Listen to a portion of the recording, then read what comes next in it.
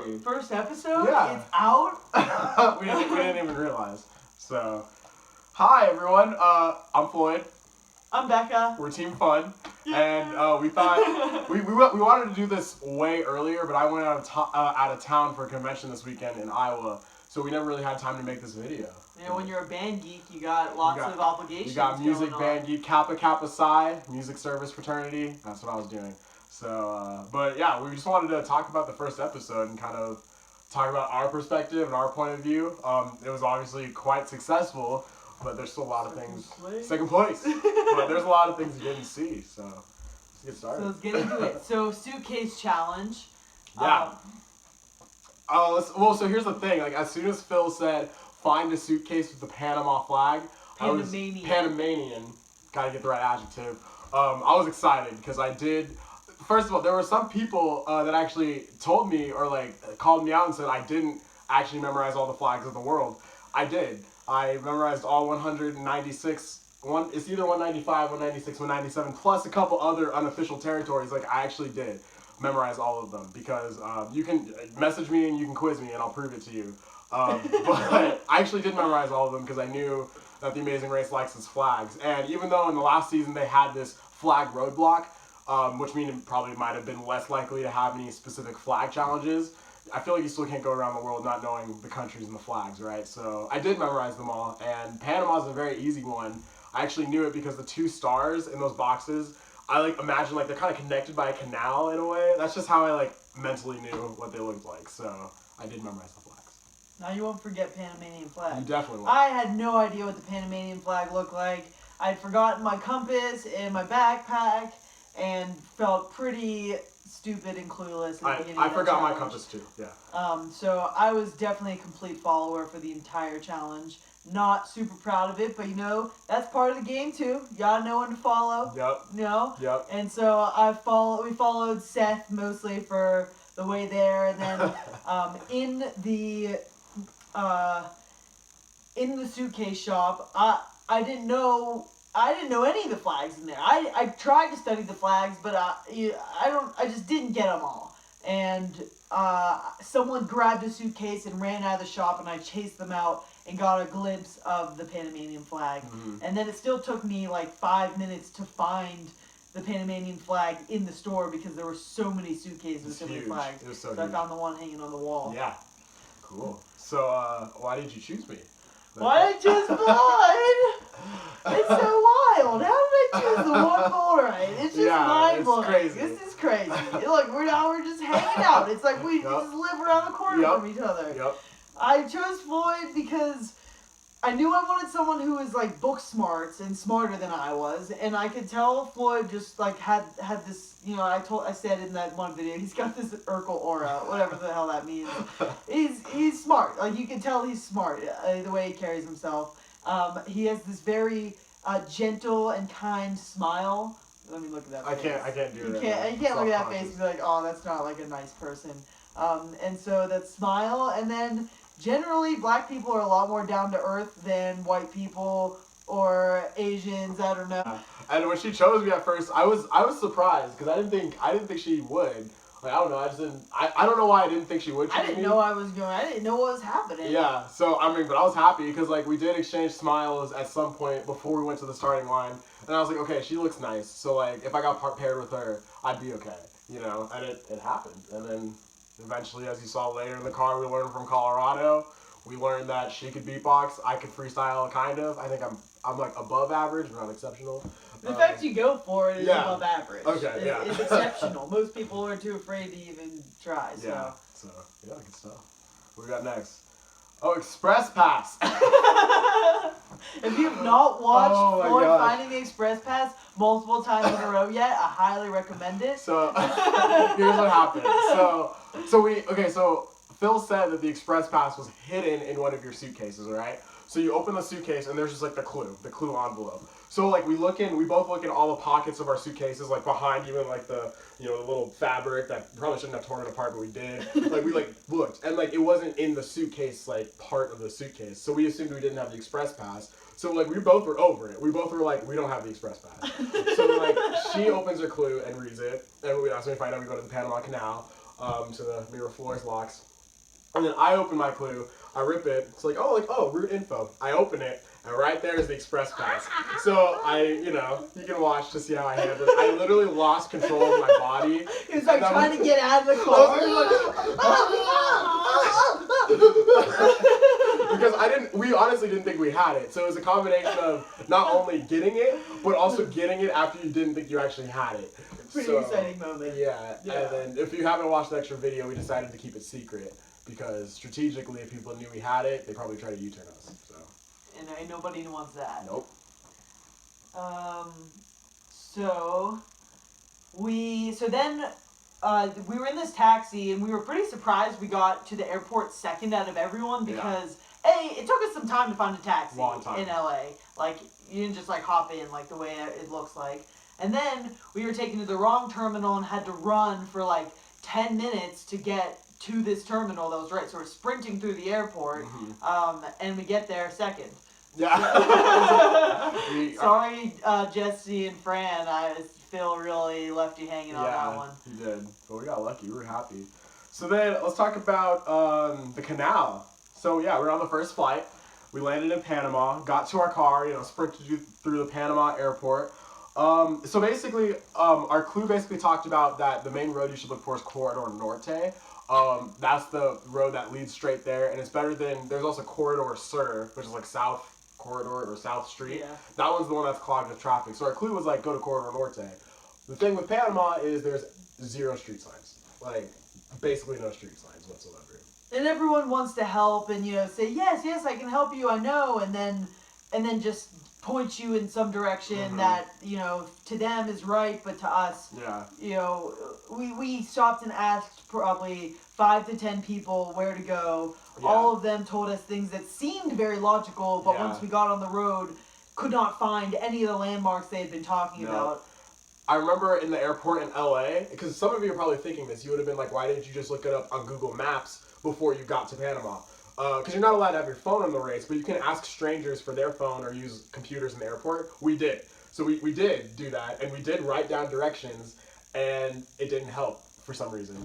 Whether we're just Amazing Race novices at that point, or I think we thought it was going to be a lot easier. We were like, oh yeah, you just get on this road. Yeah, it's like, just do 0.5 miles and then it's right there. But no, so our Google Maps stuff didn't help at all. And what we ended up doing was literally just taking a random right at a point where someone was like, you should take a right at some point up, up. Yeah. And we were like, well, this is a right turn. There's no signs anywhere, but like, we should just do it. We'd make this right turn, and we're driving for a while on this big road, and we see some road workers on the side of the road, and we're like, ooh, pull over, ask them. So we pull over, and I think, I used the little Spanish I knew, and I was like, Corridor Norte, aquí, estamos aquí, and they basically confirmed to us, like, this is it, this is Corridor Norte, and we were ecstatic. Yeah. Like, it was, we're surprised they didn't put it in, because it was like an ultra glory moment. That was the moment we knew where we were going. First time in hours we had any confirmation that we weren't completely lost. And then even when we got to the canal,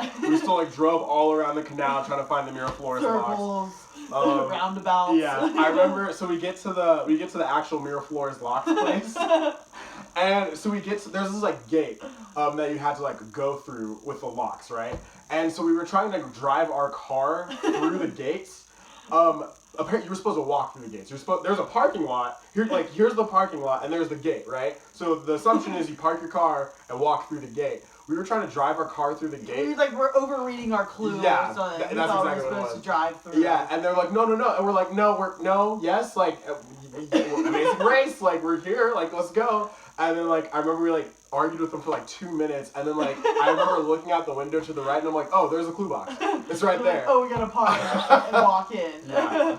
Because we were trying to drive, and they were like, oh, you have to wait 20 minutes to drive in, because we're at capacity or something. Yeah. And we're like, what? We know, we need to, how many teams are here? Right. We need to get in here now. That's something else, is that we had no idea. I thought at least, I think we both thought that because it took us so long to get to the canal, that we had to have been 7th or 8th place at that point, if not worse. Yeah, at least. Because we knew the second flight had already landed at that point, and at least we thought it did. And we figured like these teams are gonna go straight there. Like if you're gonna do well in the race, you have to go straight there, right? But that's actually not the case. There is some room for error. Pretty much just don't suck. Yeah, and we sucked the second best. Yeah, That's crazy. That was pretty great. Rainforest. Nice. Yeah. So there's multiple canopy towers in these rainforests out there. But luckily we, read our clue and found that there was a specific canopy tower we were supposed to go to. I know other teams went to the wrong canopy towers. Yeah. And had to hike a lot further than we did, which we, read your clue. It's the first rule of the race. And ran through this humid, beautiful rainforest to that canopy tower, which was so tall and so dizzying to walk through.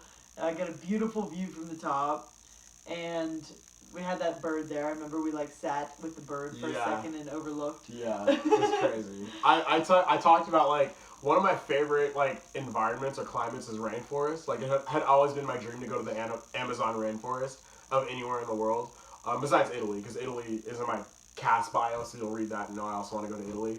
But I was having so much fun. I was I'm on the Amazing Race in this tropical rainforest.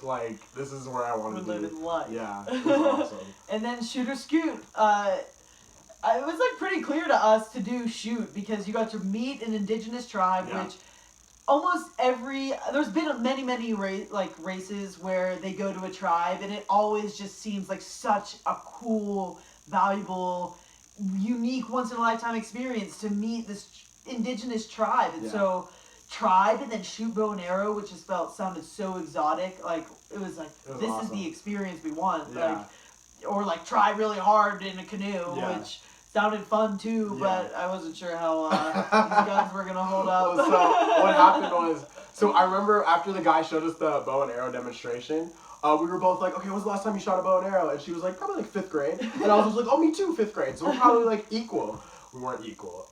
So how it actually worked was that you had to paddle out in the whatever, I forgot what they called that canoe thing. Rickety canoe. Yeah, let's just call it a rickety canoe. You had to paddle out to the fish, and you only had 10 arrows at a time. Something like that. And if you ran out of arrows, you had to paddle back to shore to get 10 more arrows and then go back out there.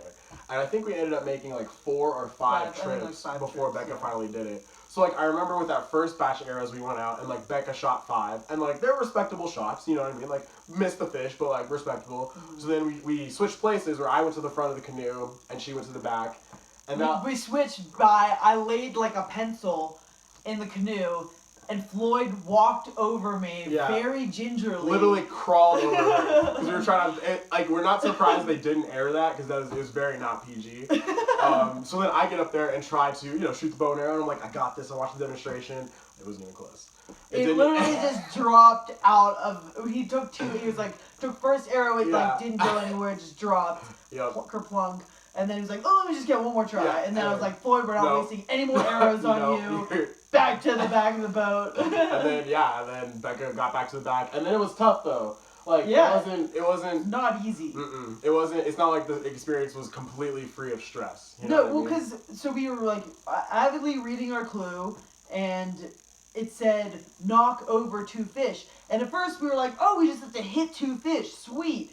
And so I hit a couple fish, and it was awesome, and then we had to go back and reread the clue and knock them over. Yeah. And I was convinced this was impossible of a challenge. I remember that. She was we can't do it. And because I was we're so pulling close. As much tension as I could. Arrows were getting stuck in the fishies. Stuck in the foam and not knocking it over. It was well, if I'm hitting it with as much force as I can, what the heck's going on? And so eventually the tribes people gave me a different bow, which maybe had more tension to it. We almost gave up, too. Yeah, we almost switched detours. Everyone else, literally everyone else did. I remember I told her at one point to aim higher. Yeah. And that's... Coach. Yeah. Coach Floyd, so good. Also, I just kept saying one paddle right, one paddle left, one paddle right, just to even out the boat. Yeah, and, get this us was also my optimal first time in a canoe. Yeah. So I was which okay. is pretty impressive. She was be the rudder, and I was okay, I've seen a rudder on TV before, but I was oh, okay, he doesn't know, he has no idea, but it was great because Floyd is like very receptive to feedback, Yeah, which is like that was good. pretty incredible Shucks. quality to have. Shucks. Oh shit. But eventually she did it. Becca did it. And I was like, Becca just did. I was so happy. The tribes people like started playing music again. They're like, yeah. It was like the best day ever. And I was like, Becca, she was the MVP of this leg. MVP. Easily. Because like, you saw it. Like, no doubt about it. Let's talk about the bruise you had in your arm. Oh yeah, real quick. So I don't know if y'all saw, but there was one shot where you could see this big red bruise on my arm, and that was from someone online actually mentioned it's called like archer's elbow or something. But basically, when I pull back the string and release it, if I didn't pull my elbow out of it, it would just snap the string right into my arm. I actually thought the whole time that it was the end of the arrow that was hitting me, but this online person, thank you for noticing, said that that's what it is. The string hit me.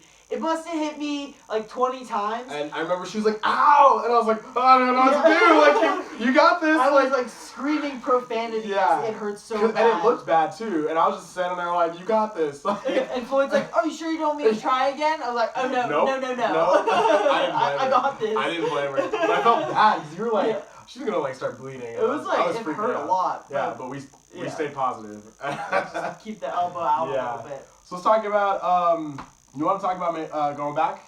Making the wrong turn at first? Oh yeah, so we like complete the challenge, we're back in the car, we're ready to hit the pit stop. First pit stop, super excited to get that clue.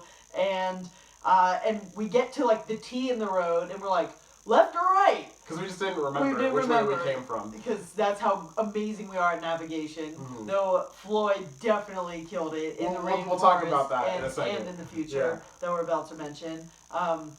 So we go left, and we knew which cardinal direction we wanted to go in, and we knew that this wasn't the right cardinal direction. Mm-hmm. Though for some reason we're like, oh no, we like convinced ourselves it was gonna like loop around. Yeah, I remember like that. It was gonna go this way, but then like loop back. To be the right direction. Yeah. So we're going down this road, and there's like trash all over the side of the road, and in this beautiful rainforest. Mm-hmm. And so Floyd has like feels inspired, and Floyd's like cuts off whatever we're talking about. He's like, can we just take a moment right now to think about human impact on the earth? I did. I love the rainforest. I love it so much.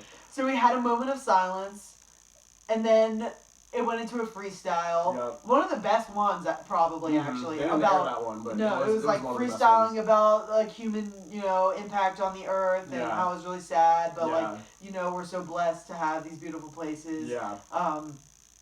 And then freestyle's over, and we look at the compass again, and we're like, we're still going like the exact wrong direction that we want to be going in. Like, we should probably turn around and go the other way. So after all this like meaningful time, we realized it all happened going the wrong direction. Yeah, so we turned around. It was probably fine. So we turned around, and it was the right way to go back. And then that way. Once we turned around, because it was like something trace and find the flag. Or something like that. I don't remember exactly what the clue said, but it was something like that. And we basically had to, basically our leg started here. We went to the canal. We went all the way up here, and then the pit stop was down here. So essentially, we had to almost retrace half the leg. So it wasn't a short drive, but we were driving, and we were okay, we passed by the canal, and then we were in new territory. And Becca was driving, and I was navigating, and I was like, okay, go this way. And she's like, which way, left or right? And I was like, left. And then we were like, go this way. And I was like, right. And it was crazy. There were these major roads that we were just changing constantly, and we're like, where are we going? And then but every turn was the right turn. Navigational mastery. Yeah, I usually suck at directions, but when I'm in a foreign place with a map, I can do that. Apparently. You clearly can do it. Yeah, and I remember I said, I was like, okay, do you see a flag? And she was like, the flag! And I was like, no. I remember I was like, no, that can't be the flag. It was just prowling out from the end of the road. Yeah, and I was like, that can't be the right flag, because we didn't just do that well. And it was we saw it, and then it was okay, there's the flag. Now there's all these loopy roads that we have to now navigate and figure out how we can keep following the roads so that we're still aimed at the flag. And it was hard to find parking. Yeah, that's probably the hardest part of that last stretch. Driving in circles, the flag! The flag! Yeah, so that's what happened. And then we got to the mat, and Phil was like, you guys finished in second place. We were like, ah! It was incredible. So great! Yeah.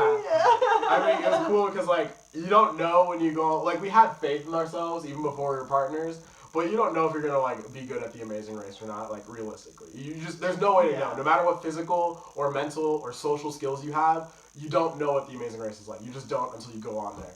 So it was nice to be affirmed that we were born for this. Yeah, like of 11 teams, we placed second in that first leg, and we understand it's only the first leg. A lot of races left, but. I mean, we felt like that was a pretty... confidence booster yeah, for Team Fun. It was a challenging self-driving leg that we got through in second. So it was cool. Yeah, it definitely seems like from watching the show, like, the majority of time is taken by challenges. Because that's what the majority of airtime is. But there is, like the percentage of time you're in challenges to the percentage of time you're driving through foreign land or navigating or, you know, asking for directions or whatever it is. Mm-hmm. Like... the challenge is minimal. Mm-hmm. It's a race. Yeah, it's still the challenges still take a lot. It's not like they don't take time. Hours. They still do, but like the navigation takes even more. It's like a 24-hour leg. Yeah. And we did 2 hours of challenges. Yeah. So it was insane. Yeah. I think that's it. Yeah. So that's our first YouTube update. Look at us, we're on YouTube. So we're gonna try to upload our own like mini recaps of episodes sooner. Hopefully, like either the night of or the day after. I just went out of town like immediate, like literally 6 hours after. And we also have a special guest joining us here today. We have the one, the only, Phil Kogan. We had him. He actually sent us a photo of himself that we were able to make a cardboard cutout of for our premiere party. Thank you, Phil. Because we wanted him at our premiere party. And now he's our new roommate. Yeah. Thanks, Phil. Looking good.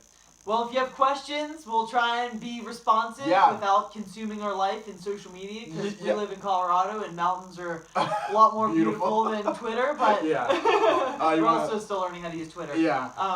You can follow me on Twitter or Instagram at FloydJP3, FloydJP3, because I'm Floyd Joseph Pierce III, so that's why it's FloydJP3. And you can follow me on Instagram, Becca_beatbox. Here we go. Amazing Race episode recap done. Man, that was so much fun with Team Fun. We're gonna go and watch this Thursday. See how Sao Paulo handles our ways as we navigate and meet some really cool people. Maybe we'll even see a really big steeple. Man, that was a really crazy rhyme. I'm gonna stop before we're out of time. Team Fun coming at ya, signing out. Yeah. High five. Okay, cheers, y'all.